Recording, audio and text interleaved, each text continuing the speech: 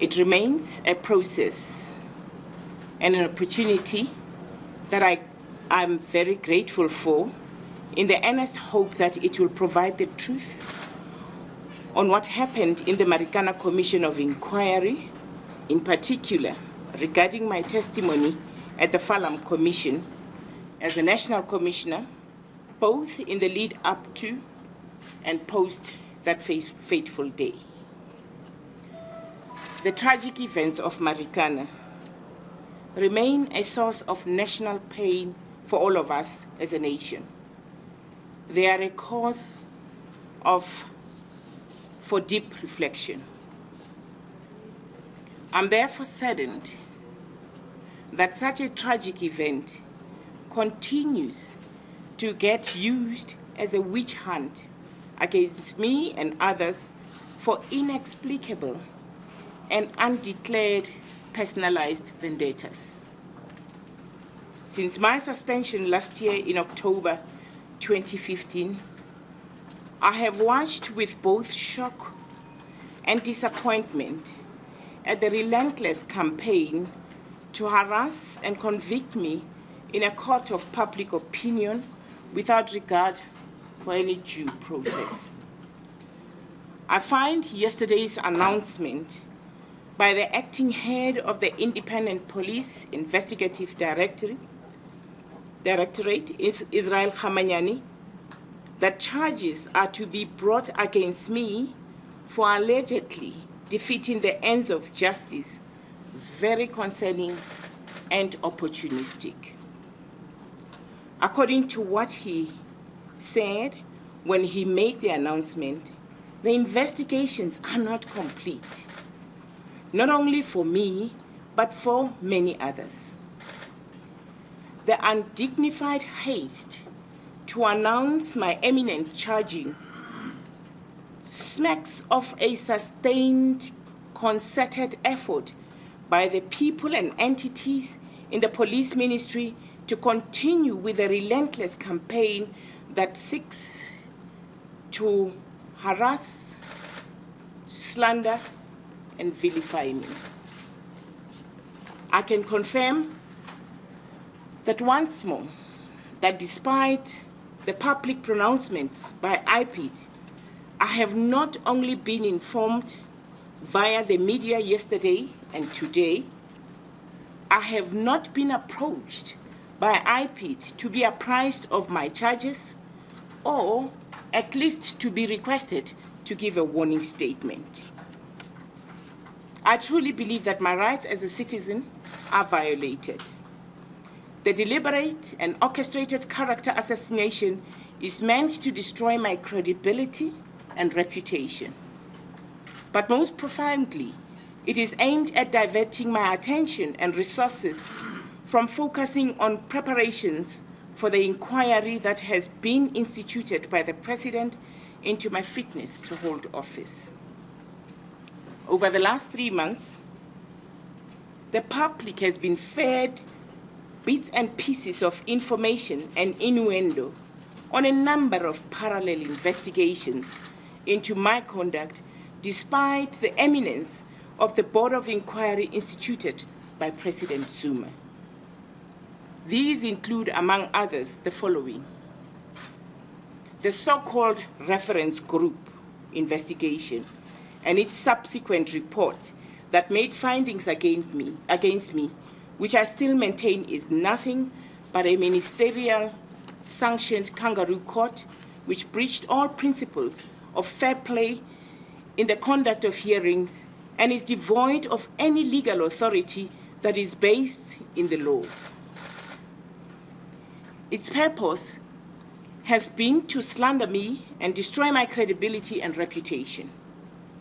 The members of the reference group remain faceless, except one name that is written in a letter I was given.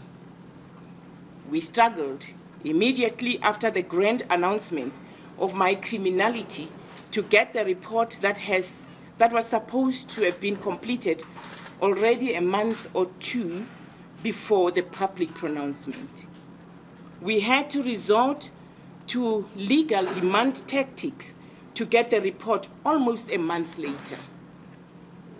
This was further compounded by the fact that, as the main accused person, I learned of the report and my criminality in the media, like yourselves and all other citizens in this country. The purported regulation, this other one is the purported regulation 201 investigation by the Parliamentary Portfolio Committee of Police on my conduct on a myriad of issues. Likewise, this report ignored natural justice processes and found me guilty without ever hearing my side of the story. You would also recall that there was a miraculous coincidence of both reports of the Regulation 201 by the Portfolio Committee and the reference group report by the Minister of Police coming out on the same day in Cape Town, one in the morning and one in the afternoon. The leaking to the media of Minister Nathi Nhlako's correspondence informing me of his intention to terminate a portion of my allowance I receive as part of my salary following my suspension is another aspect to be given as an example. These allowances are regulated by the SAPS Act and were clearly protected in my letter of suspension. So leaking a letter such as that and writing to me and informing about it tells me that the harassment continues. The internal and public communication and the fact that a SAPS-wide gag on members in the organization to communicate with me is yet another example. As an accounting officer, I fully understand the administrative meaning of suspension, and I've fully complied with all the requirements and provisions in this regard. The formalized communication gag remains a serious puzzle to me. I remain perplexed by the conjecture that one can go as far as attempting to regulate social space. I also want to use an example of preparations for the inquiry that I'm facing. These preparations of the inquiry are difficult in that there is an institutionalized gatekeeping that has been introduced. Over and above the fact that my whole office has been dismantled, to access anything, I have been informed in writing that I must formally approach the minister or the acting national commissioner to have access to files or any other information I need. I don't mind that, but I find it very inhibiting. A Hawks investigation is another example on defeating the ends of justice. I've been on many defeating, investigations since I've been in the police. This one is relating to a matter concerning the former Western Cape Provincial Commissioner Anu Lamu, which, by the way, has already been dealt with by Ipid as well as by the NPA, and they have both decided that there would be no prosecution in this matter. The matter is not prosecutable. However, the Hawks have opened another defeating the ends case, which relates to accusations and manipulation of information relating to Act 70 interceptions. The Hawks reported that there is a case of defeating the ends of justice opened in Sunnyside in November 2014. I recently learned from the media 2 or so Sundays ago in the Sunday Times that a legal opinion was sought by the minister on my possible dismissal as early as September 2014, and that was just 4 months after his arrival as a new Minister of Police. The other example I thought I would share just to show why I emphatically indicate that indeed there is a very orchestrated agenda, really, to harass and to intimidate me. The Portfolio Committee in December or November indicated a possible investigation by the committee on police inaccuracies alleged by the current acting national commissioner, Lieutenant General Komuzo Phahlane, around annual crime statistics, our annual report, and our accounting. Those accusations are devoid of any basis for the following reasons. Competent leaders within SAPS who are source owners, who are leading particular functions, signed off on all data that was incorporated for purposes of producing the annual report. An independent audit committee assessed and validated the integrity of the report. Thirdly, an internal risk report by SAP's internal audit was further issued as informed by the validated data. Fourthly, for the first time in the history of SAPS, under my leadership, the Statistician General issued a clearance certificate for our crime stats report that was issued. This provided SAPS with an enabling independent governance oversight process on the announcement of our statistics. At the time of my suspension, SAPS had started to implement the SAPS policy on crime statistics. SAPS are being assisted by Stats SA to progressively migrate from issuing national crime statistics to official crime statistics. It is a long process that required astute management, and we had embarked upon that as SAPS. Sixthly, predetermined objectives of all departments, including SAPS, are included in the annual performance plans of every department and are fully reported in the annual report. These are all subjected to review by the Auditor General. I found it deeply regrettable that in the haste to continue with the tarnishing of my name, the authority and the integrity of SAPS reporting, as well as accounting, was called into question. The ill-informed and reckless utterances by the current acting leadership is indeed very regrettable. We can ill afford irresponsible questioning of the objective capability and authenticity of the well-built and competent assurance infrastructure and authorities that we have in our country. The other example that I wanted to give is that people that I worked with are harassed, destabilized, misplaced from their positions. Some are suspended, some are resigning.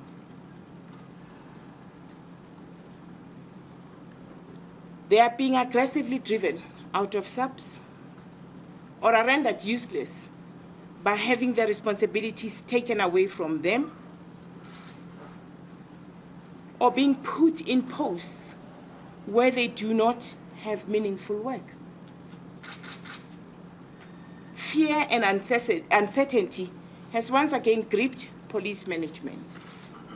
And that's not the type of police that the NDP is envisaging. This is bad as it erodes SAPS of good skills, as well as the much needed management capability. I'm saying this considering how well SAPS was performing in many areas in the past 3 years. This is a huge subject for another day, and if I have the opportunity, I'll address that subject of the SAPS performance. I have repeatedly stated on the record that I seek no financial gain. Resignation is not in my purview, as I just want the opportunity to clear my name through due process. And I believe the scheduled inquiry is one of those platforms, and it shall provide me the opportunity to clear my name.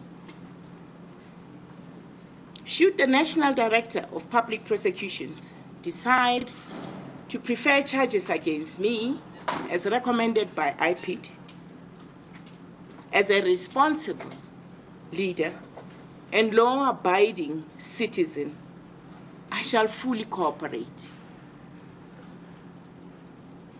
I have full confidence that our country's judicial system will afford me a fair trial. In fact, under the circumstances I find myself in, it is the only just, fair, and objective platform I can resort to. For now, I remain focused on fully cooperating with the President's instituted Board of Inquiry, which shall be starting on the 3rd of May.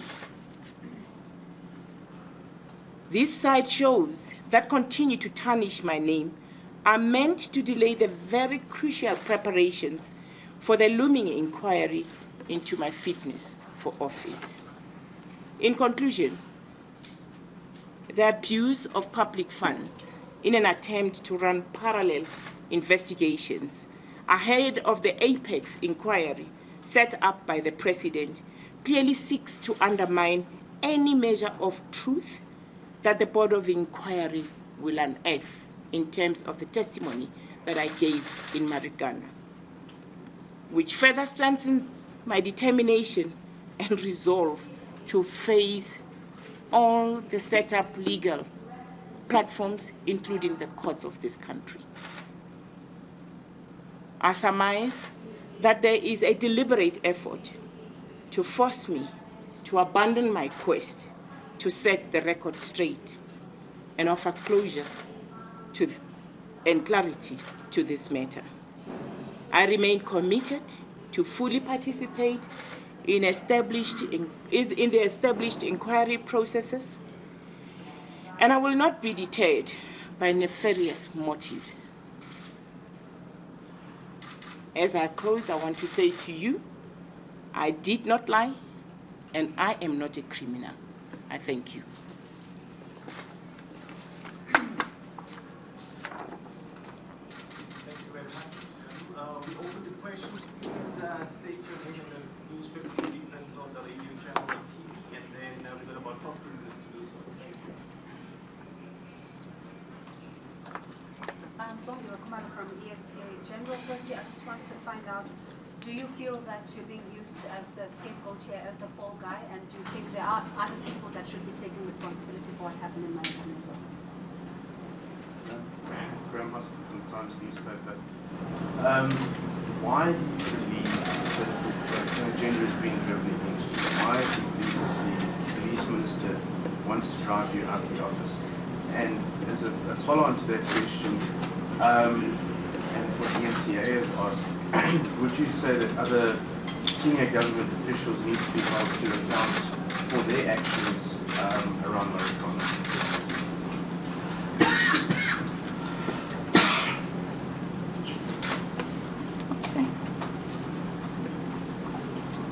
Hajra Marchi from Power FM. Political witch hunt, ministerial kangaroo court, those are strong words, but surely you can't believe that Police Minister Nathi Nhleko is a law unto himself. He reports to Cabinet, he reports to President Jacob Zuma and executes the mandate from Cabinet as well as the President. And then you also said you will not resign. And I'm wondering if you've been asked to resign. You said you will not seek financial gain. I'm wondering if you've been offered a settlement or perhaps a redeployment.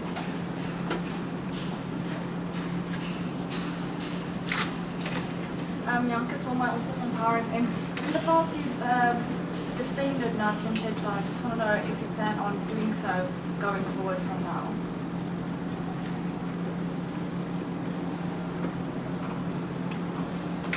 Okay, let me take the ones that you've asked. ENCA, Fall Guy Scapegoat. I've heard a lot of it yesterday. I saw ANN7 even running a voting thing around it.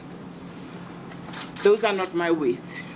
I just want to say, as I've said here, that I find these parallel processes very perplexing. I'll say that again. Because there is an inquiry that is before me, the portfolio committee issues, the Ipid issues, the whatever. I'm just saying the timing perplexes me. And I'm saying, why am I not given time? Because I've been suspended to take time to prepare for the inquiry. I'm just pleading for that space to be able to do justice to the task that is beforehand. Because when you have many other things that are hanging on the wayside, they just clutter the air. That's where I'm coming from.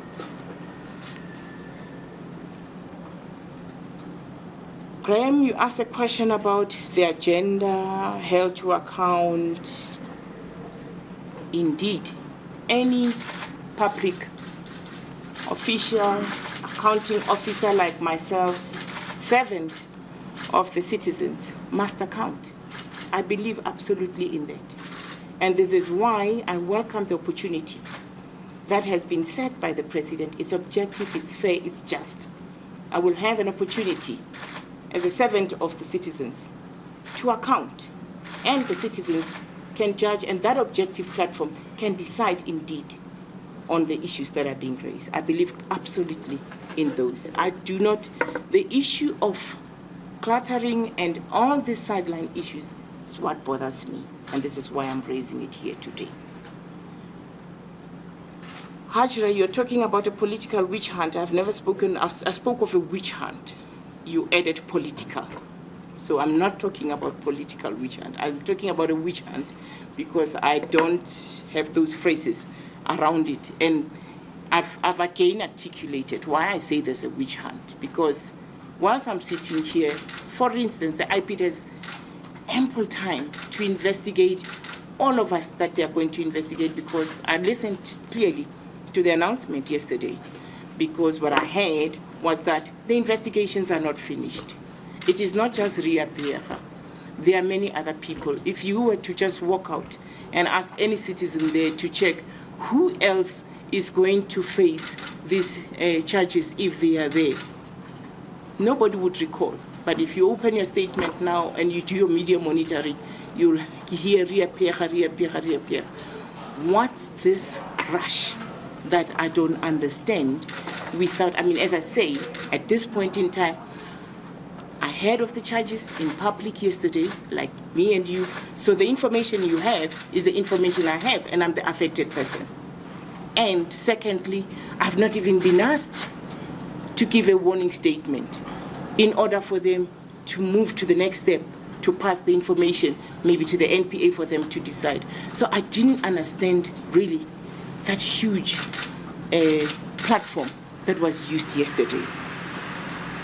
Indeed, we all work, we are servants. I'm more on operations. The minister is in charge of the political office and the ministry. We all are accountable. And I'm not actually looking at this whole thing just targeting. I'm saying I am very concerned about the processes that I'm seeing, the investigations that are taking place, whether it's one of the Parliamentary Portfolio Committee, whether it's the reference group, whether it's what Ipid is saying. All those issues concern me, whether it's what the Hawks are talking about as defeating. I'm sure one can take so many defeating cases. Otherwise, I will spend many years in jail.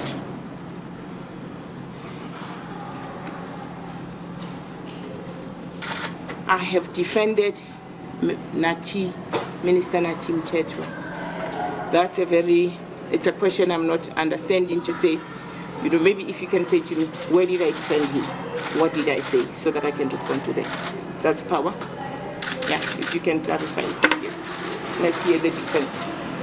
It's a very, I don't know what you're talking about.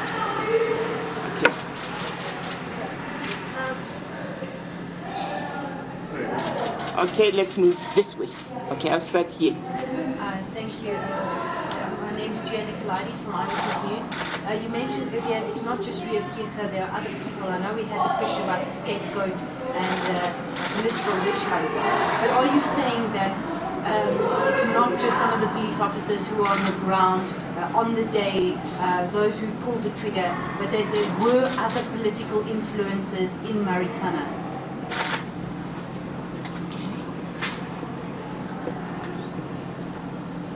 Okay, there was a hand. Right? Cheers. She's done. Okay. Asha? On Natim Tetra, will your defense in any way be that there was any political order around the decisions you made in the build-up to the Marikana tragedy? And then you expressed confidence in the judicial system. Should we take that to mean if you feel that the processes before you at the moment with an inquiry is unfair, that you will challenge it?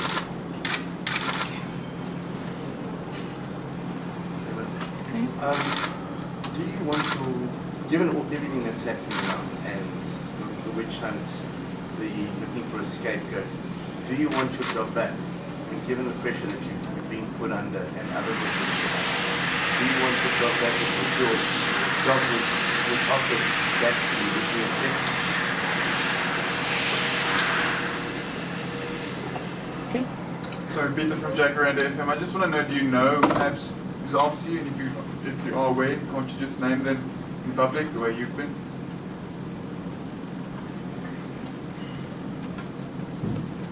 Okay, let me deal with that with Jenny.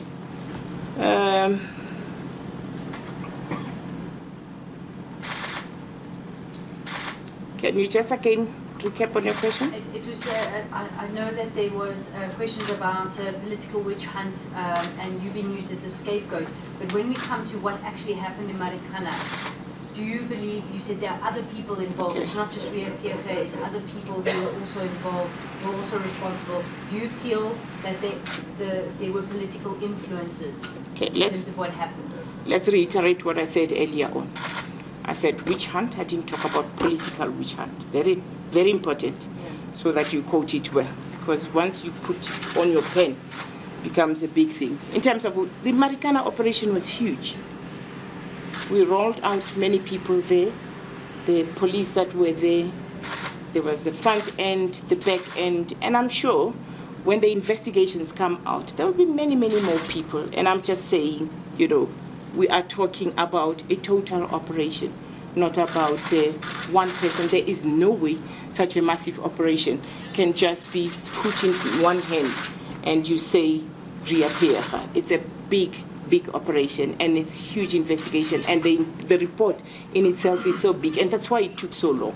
So this is what I would like to refer to. But was there political influences in terms of the operation? We have given testimony to that effect, and the report did not come to a situation where it talks about that. We've given full testimony. We've been asked left, right, and center, inside, out on those issues, and we answered accordingly during that testimony. Okay. I think it is related to the question that you asked. We have done, if you read that report, it will give you a full account of our testimony in terms of this matter. You asked about job back. I'm still the National Commissioner. When I'm no longer National Commissioner, I'll answer that question.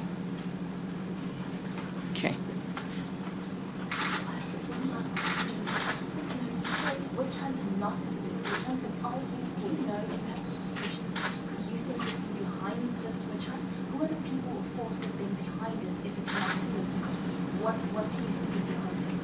What I mentioned in my statement, I mentioned the various, and I'm sure they will share it with you, issues that make me come to such a conclusion, to say you cannot have these multiple investigations when you are having an apex inquiry before you. That's what concerns me, and I'm just saying, what is beyond that? Does that make you suspect that there are other forces behind these different inquiries? I think I've articulated it in the activities, and it's very clear. And my statement tells you about those things that make me reach the conclusion that I'm reaching. Okay. So, Commissioner, Michael Command and 7. The Acting National Commissioner, General Plan, is making some pretty big changes and appointments as an acting National Commissioner. And as you said, your inner circle is being harassed and moved to other positions. Do you feel you already have one foot out the door? Look, the acting National Commissioner is doing whatever he's supposed to do. I am on suspension. I will not comment on the operational activities of what is happening in the police at this point in time. Bar for what I have said, to say I've seen a few people being misplaced, retiring, being suspended and all that. Those issues are well handled by those that are in the service. What do you think the reason is for this, as you've said, harassment of you? I mean, why do you believe people are, and whoever these forces, outside, inside, left, right, centre, why do you think they're harassing? Why do you think they're particularly going after you? Remember what I said in my statement. I said I'm perplexed. And that tells you that I don't have a lot of those answers that you are asking, but I gave you my examples to say what makes me believe that there's just too much, cluttering of the environment by many other things, whilst we could be focusing on a particular matter that I've been suspended for. So I'm perplexed. I'm probably in the same space as you. National Commissioner, I know that you say that you are still obviously the National Commissioner, but Suspended. Suspended, Yes. of course. Why would you want to stay in an environment that you're now describing as, of course, saying that there's a witch hunt, there's these harassments that continue, and people that you used to work with, you say that are being obviously subjected to either being driven out, some are resigning. Why would you want to stay in an environment like that? My answer to the previous question holds. Remember, I'm on suspension. I've got to answer whether I'm fit for office. When I'm at that point, I'm sure that conversation would be relevant.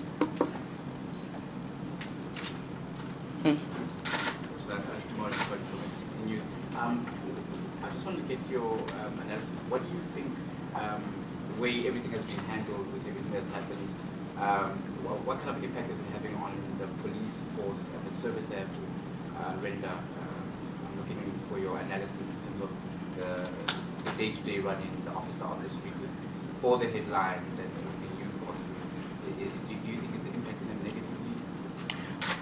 I would not, again, as I answered, I would not like to pass any judgment or any view on things operational because I'm suspended. And I'm sure those that are currently leading and operating can actually articulate that. Maybe in a private session where we're having tea, I can say something about it. So can we just have a last round of questions, please? We need to inform that ENC is live in Ipid 1:30, if you don't mind. Okay. I'll start here and then I'll go that way. Commissioner, I just wanted to find out, and I know you've gone through the whole thing on how this has affected the police, your credibility, but how's all of this affected you personally and your home life? Look, it's been a very difficult process, and my commitment and passion is to have enough energy to keep standing so that I can face the inquiry, and all I want to do is for the truth to come out and to clear my name.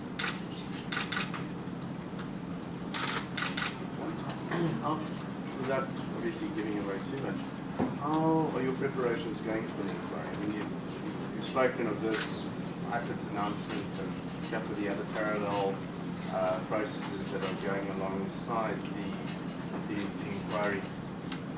But how are your preparations for the inquiry going? Are you confident you're on the right track? Graham, all I can tell you is that I'm giving it my all, and the team that I'm working with, we're working flat out to be ready for the time that has been stipulated and publicly announced.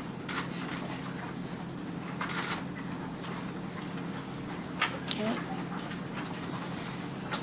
Sorry, just very quickly, I want to ask, under normal circumstances, I think it would be the case for the individual, for Ipid, for example, to go to the NTA and make recommendations as to its investigations. But in this case, it seems to me that you're communicating that you're considering this, under these circumstances, it to be, I want to use the word illegitimate, and that you're only considering the inquiry to be legitimate in the case of determining what should happen and whether you should or whether you are fit for your position. I will not dictate to Ipid how they should do their job. However, I'm saying to you, the timing, the approach, the manner in which this announcement is made, I read about it like you in the press. I have never been asked for a warning statement. I find it concerning given all the other issues that I have raised. And I've said to you, should the NPA decide to prefer charges against me, I'm a law-abiding citizen. I shall oblige and I will fully cooperate. Painted quite a clear picture of the witch hunt against you. So then I'm confused as to why you think the Apex investigation or the Apex inquiry by President Jacob Zuma would be fair in terms of process. I think it is legitimate in a sense that it is an inquiry that is recommended by a commission. And all that was done was to ensure that there is a just, objective, and fair process chaired by a judge, a retired judge, to ensure that that which was recommended is effected. And this is why I'm saying that. And this is why I said to you earlier on in my statement that I believe in the judiciary of this country. And any time I'm invited to a court, I will be willing to fully cooperate because I know that in our judiciary, I have an opportunity of getting a fair and just hearing. Thank you for your questions. We just need to stay the agenda for a couple of minutes for the interviews. Thank you very much to all of you.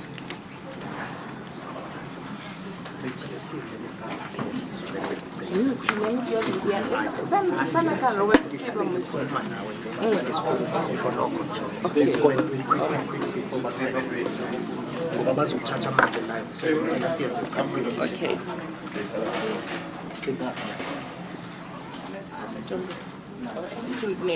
Mama Pierre. Okay.